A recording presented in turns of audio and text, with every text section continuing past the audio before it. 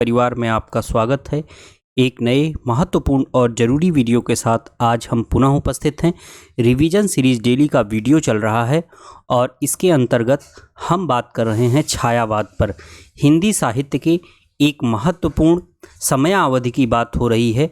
द्विवेदी युग, भारतेंदु युग, रीतिकाल, भक्तिकाल और आदिकाल, इन पर अब तक 39 वीडियो आ चुके हैं और आज हम अति महत्वपूर्ण प्रश्नों की श्रृंखला का 40वां वीडियो लेकर उपस्थित हैं।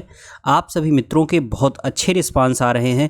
ढेर सारे मित्र लगातार कमेंट करते हैं, अपनी चीज़ों को, अपनी जानकारी को रिवाइज करते हैं और साथ ही साथ हाईटेक हिंदी का सहयोग करते हैं। वह वीडियो को लाइक भी करते हैं, शेयर भी करते हैं अपने मित्रों तक। जो है ये हमारे लिए खुशी और सेटिस्फैक्शन की बात है। आज के वीडियो को हम शुरू करते हैं और आज के वीडियो का पहला प्रश्न है, भारत के नवका प्रभापूर्ण शीतलक छाय सांस्कृतिक सूर्य पंक्ति निराला की किस कविता की है।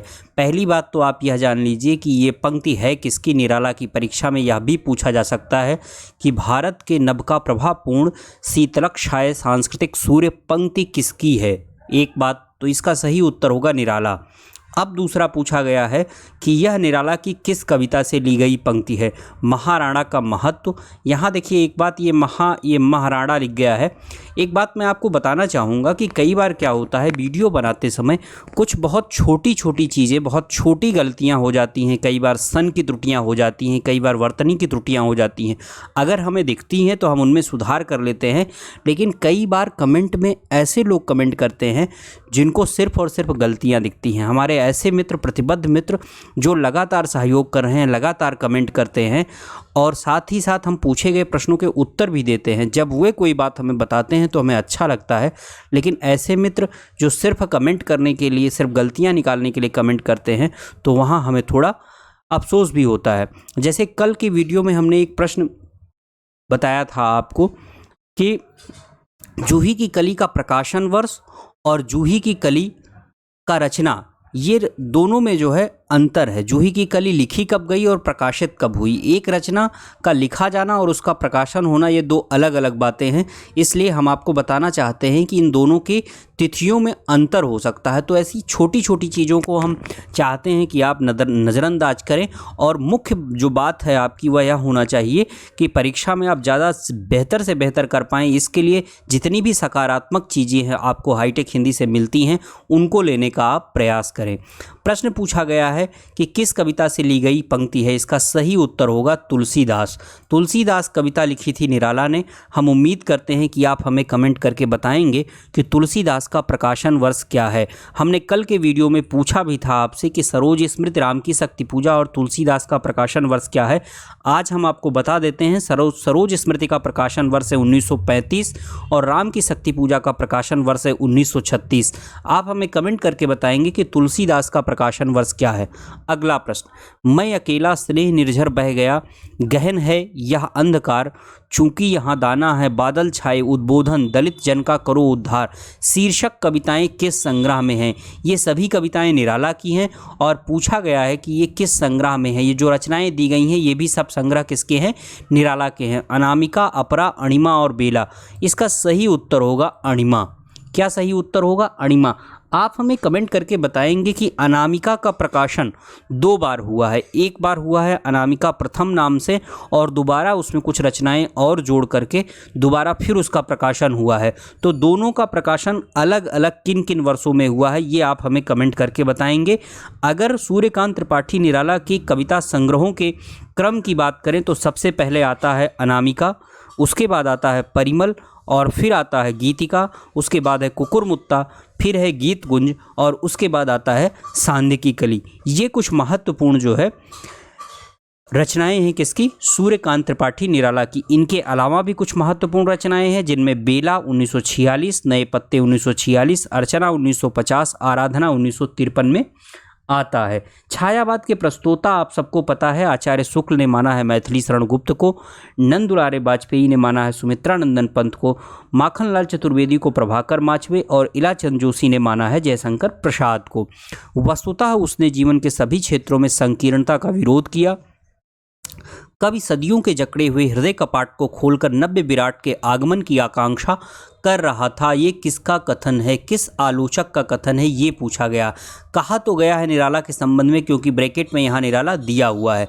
अब किसने कहा होगा ये कथन, ये आपसे पूछा जा रहा है। रामस्वरूप चतुर्वेदी, बच्चन सिंह, शिवदान सिंह चौहान और नामवर सिंह। एक मजे की बात आपको बताते हैं कि छायावाद, छायावादोत्तर प्रगतिवाद और प्रयोगवाद का जो दौर है, उसमें अगर ऑप्शन में कहीं आपको आचार्य रामचंद्र शुक्ल मिलते हैं तो आप उत्तर में उनका उस विकल्प का चुनाव बिल्कुल ना करें, क्योंकि आचार्य रामचंद्र शुक्ल का विशेष फोकस जो हिंदी साहित्य का इतिहास है उसमें सिर्फ और सिर्फ द्विवेदी युक्तक और कुछ हद तक छायावाद के बाद जो है उन्होंने अपनी कोई प्रतिक्रिया आचार्य रामचंद्र शुक्ल ने अपने हिंदी साहित्य के इतिहास में नहीं दी है। अब पूछा गया है रामस्वरूप चतुर्वेदी, जिन्होंने लिखा हिंदी साहित्य और संवेदना का विकास, बच्चन सिंह जिन्होंने लिखा हिंदी साहित्य का दूसरा इतिहास, शिवदान सिंह चौहान जो आलोचना नाम की त्रैमासिक पत्रिका के प्रथम संपादक और संस्थापक संपादक थे, नामवर सिंह जिन्होंने महत्वपूर्ण किताबें छायावाद, कहानी नई कहानी और कल हमने चर्चा भी की थी नामवर की अन्य पुस्तकों की। तो अभी पूछा गया है कि ये कथन किसका है, इसका सही उत्तर होगा डॉक्टर नामवर सिंह। डॉक्टर नामवर सिंह ने माना है कि वस्तुतः जीवन के सभी क्षेत्रों में संकीर्णता का विरोध किया। कवि सदियों से जकड़े हुए हृदय कपाट को खोलकर नव्य विराट के आगमन की आकांक्षा कर रहा था। जो नामवर सिंह जी हैं उन्होंने छायावाद को राष्ट्रीय जागरण के रूप में देखा है। जिस प्रकार अगला प्रश्न है, निराला आत्महंता की आस्था किस विद्वान की पुस्तक है। पूछा गया है निराला आत्महंता की आस्था किसकी पुस्तक है। ऑप्शन में दिए हुए हैं डॉक्टर नामवर सिंह, रविंद्र कालिया, दूधनाथ सिंह और ज्ञान रंजन। इसमें आपको सही उत्तर बताना है। इसका सही उत्तर क्या होगा, इसका सही उत्तर है निराला आत्महंता की आस्था दूधनाथ सिंह। दूधनाथ सिंह पर हाईटेक हिंदी ने उनके जीवनी, व्यक्तित्व और कृतित्व को लेकर एक महत्वपूर्ण वीडियो बनाया है। परीक्षा के लिहाज से भी दूधनाथ सिंह बहुत महत्वपूर्ण है। जिन मित्रों ने उस वीडियो को नहीं देखा है वो इनको जाकर के उस वीडियो को देखना चाहिए। जीवन में जो कुछ सत्य, सुंदर और मंगलमय है वही निराला का आराध्य है। आराधना भी उनकी जीवन व्यापी अर्चन की एक कड़ी है। अविश्वास के इस अंधकार युग में आराधना के स्वर दीपक राग की भांति संगीत और आलोक की समन्वित सृष्टि करने में समर्थ होंगे, ऐसा मेरा विश्वास है। ये कथन किसका है, ये पूछा गया। सुमित्रानंदन पंत, महादेवी वर्मा, प्रसाद और भगवती चरण वर्मा। इसका सही उत्तर होगा महादेवी वर्मा। ये कथन किसका है, ये कथन है महादेवी वर्मा का, जिनके सहयोग से बाद में एक संकलन निराला जी की कविताओं का अपरा नाम से निकला था। बांधो न नाव इस ठाव बंधु, पूछेगा सारा गांव बंधु। निराला की कविता किस संग्रह में है। महत्वपूर्ण पंक्ति है। इस पर कुमार विश्वास ने इस कविता को गाया भी है। अगर आपने उनके वीडियोज को सुने होंगे तो आपको पता होगा। बांधो न नाव इस ठाव बंधु, पूछेगा सारा गांव बंधु। निराला की कविता किस संग्रह में संकलित है। अर्चना, आराधना, गीतगुंज और बेला। इसका सही उत्तर होगा अर्चना। किसमें संकलित है ये, अर्चना में संकलित है। 1899 में सूर्यकांत त्रिपाठी का जन्म होता है और 1961 में प्रयागराज में उनकी मृत्यु होती है।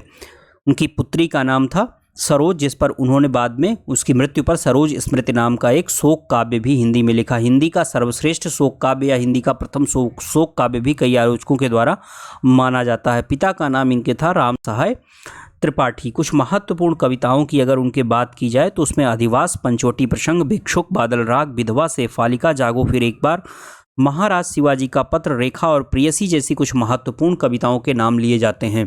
कुकुरमुत्ता से निराला की कविता धारा मुड़ी। अगला प्रश्न है, कुकुरमुत्ता से निराला की कविता धारा मुड़ी, कुछ ठिठकी, अटकी, खिलखिलाई और फिर दौड़ पड़ी, किलकारी भरकर उस छलांग भरती हुई। परवर्ती काल में निराला के सारे काव्य प्रयास परिणति प्राप्त करते हुए दृष्टिगत होते हैं, यद्यपि यह काल सिर्फ गीतों का है। महत्वपूर्ण कथन किसका है। अब ये कथन जो है आपको सिर्फ और सिर्फ हाईटेक हिंदी पर मिलेगा और यही कथन आपको उठा करके जो है यूजीसी नेट जेआरएफ की परीक्षा में पूछ लिया जाएगा और आप गलत करके चले आएंगे। इसीलिए हम कहते हैं कि आप हाईटेक हिंदी से जुड़ें। हाईटेक हिंदी आपके लिए एक ईमानदार प्रयास करता है और हिंदी की जो महत्वपूर्ण टेक्स्ट बुक्स हैं उनसे प्रश्न ढूंढ करके आपके लिए हम लाते हैं। दिनकर, विद्यानिवास मिश्र, प्रभाकर माचवे और नंद किशोर नवल इसमें ऑप्शन में दिए हुए हैं। इसका सही उत्तर होगा प्रभाकर माचवे। प्रभाकर माचवे जिन्होंने माखनलाल चतुर्वेदी को छायावाद का प्रस्तोता माना है, उनका ये महत्वपूर्ण कथन है। प्रभाकर माचवे ने भी छायावाद पर और निराला जी पर एक महत्वपूर्ण काम किया था। मैंने कविता लिखना कैसे आरंभ किया, ये किसका शीर्षक लेख किसका है। मैंने कविता लिखना कैसे प्रारंभ किया शीर्षक लेख किसका है। इसका सही उत्तर होगा सुमित्रानंदन पंत। ये किसने लिखा है, जो है निबंध है ये, मैंने कविता लिखना कैसे प्रारंभ किया, ये निबंध है सुमित्रानंदन पंत का। सुमित्रानंदन पंत का जन्म 20 मई 1900 में अल्मोड़ा जिले के कौसानी नामक स्थान पर हुआ था। इलाहाबाद में 29 दिसंबर 1977 को इनकी मृत्यु हुई थी। पिता का नाम इनके गंगादत्त पंत और इनके बचपन का नाम था गोसाई दत्त। ये जो है कुछ महत्वपूर्ण बातें हमने आपको सुमित्रानंदन पंत के बारे में बताया। पल्लव जो इनकी रचना है उसे छायावाद का घोषणा पत्र भी कहा जाता है।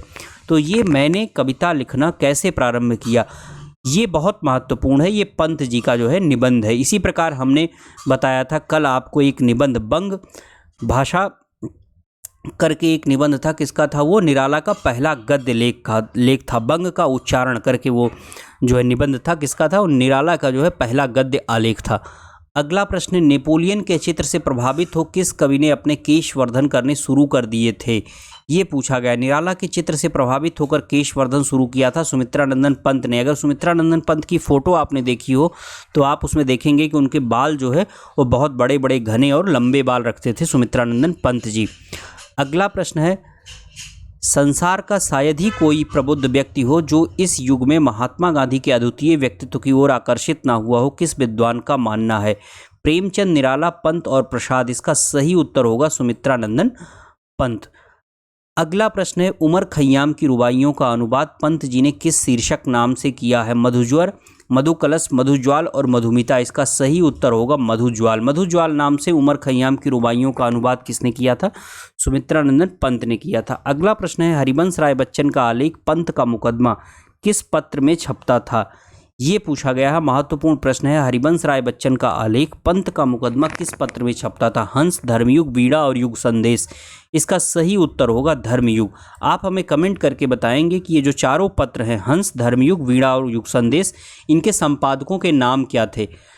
महत्वपूर्ण संपादकों के नाम, हालांकि संपादन का कार्य अलग अलग समय में अलग अलग विद्वानों ने किया है, लेकिन जो प्रसिद्ध संपादक रहे हैं इन पत्रिकाओं से जुड़े हुए, उनके नाम आप हमें कमेंट करके बताएंगे। हम उम्मीद करते हैं कि ज़्यादा से ज़्यादा मित्र जो है इस प्रश्न का उत्तर देने का प्रयास करेंगे।